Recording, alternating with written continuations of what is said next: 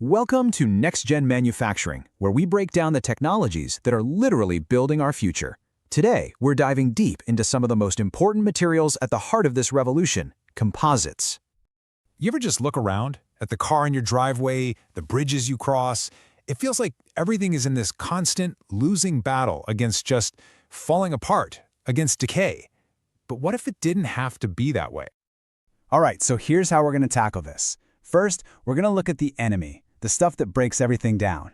Then, we'll introduce our hero material, check out its superpowers, see how it's actually made, and finally, really dig into why it's such a game changer for the future of manufacturing. So, first things first, let's really get a handle on the problem because, our traditional go-to materials, for all their strengths, they have some pretty serious weaknesses. I mean, take steel. It's the backbone of pretty much everything. It's incredibly strong. But the moment you expose it to a little bit of air and moisture, it starts to rust. And rust isn't just ugly, it's a chemical reaction that is literally eating the metal away. It's a constant battle to protect it. Then you've got concrete. Seems totally indestructible, right? Well, it turns out it's really vulnerable to chemical attacks. Things like acid rain or even the salt we put on roads in the winter can seep in and start destroying its integrity from the inside out. And wood, beautiful stuff, super useful, but at the end of the day, it's organic, and that means it rots. It gets eaten by bugs. You just can't count on it to last forever, especially when it's out in the elements. So, with all these problems, how do we move forward? Well, faced with these exact challenges, engineers came up with a whole new class of materials. Materials specifically designed to win this fight against decay. They're called composites, and the idea behind them is actually pretty simple, but it is so powerful. You take two or more totally different materials, you combine them, and you create a brand new super material that has the best qualities of everything that went into it. Think of it like a material power couple. You've got the resin, that's like the protective shield. It fights off chemicals and it holds the whole thing together. Then you've got the reinforcing fibers. That's the muscle. That's where you get all the strength and stiffness. Put them together, and you get something that can do what neither one could ever do on its own. Okay, so what can this hero material actually do? Well, this is where things get really, really impressive. Now, this right here is the absolute game changer. See, metals rust because of a chemical reaction with their environment. It's just a fundamental part of what they are. But composites, they're not metallic. So that whole problem of rust and corrosion, it just doesn't exist for them. It's not in their DNA.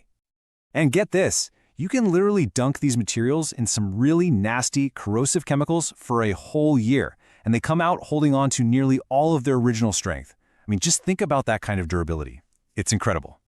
And this table just lays it all out, plain and simple. Look at this. Against common industrial chemicals, carbon steel just fails. It's not even a valid option. Aluminum, it does okay, gets a moderate rating. But the composite, it's rated good to excellent. It's not even a fair fight. The difference is just night and day. Now, you have to understand, composite isn't just one single thing. It's more like a whole toolbox, a versatile family of materials that you can totally customize for specific jobs. And that's really key for next-gen manufacturing. It all starts with picking the right shield, the resin. So for something like a boat hull, a good polyester might be all you need. But if you're building a tank for a chemical plant that needs to handle harsh acids, you're going to upgrade to the superior protection of a vinyl ester or a high-performance epoxy. And then you pick your muscle, the fiber. For most jobs, glass fiber is the reliable, cost-effective workhorse. It gets the job done. But for something like an aerospace part that needs to be unbelievably strong and ridiculously light, well, that's when you bring in the elite option, carbon fiber. And the construction itself is super smart. It's not just mixing stuff in a bucket. No, it's a precisely engineered, layered system. You start with a tough outer gel coat, like a skin. Then comes a special chemical barrier. And all of that protects the real powerhouse, the strong, fiber-packed structural core. And this is where next-gen manufacturing truly comes alive. We have these amazing automated processes, things like filament winding, which is kind of like weaving high-strength thread around a mold with incredible precision. Or Pultrusion, where you pull fibers through a die to make perfect profiles. These techniques let us build huge, complex parts with a level of strength and precision we could only dream of before. Okay, so what does this all add up to? We've seen what they are, how they're made, But why are these materials so critical for our future? What's the big picture here? It really just boils down to this. Composites let us build things that are lighter than metal, but stronger and more durable. They last way, way longer with almost no maintenance. And you can mold them into all sorts of complex, efficient shapes, all while being totally resistant to corrosion. It's the whole package. And this isn't just some abstract idea. It has massive, real-world consequences. Think about infrastructure that's super difficult or even impossible to get to for repairs.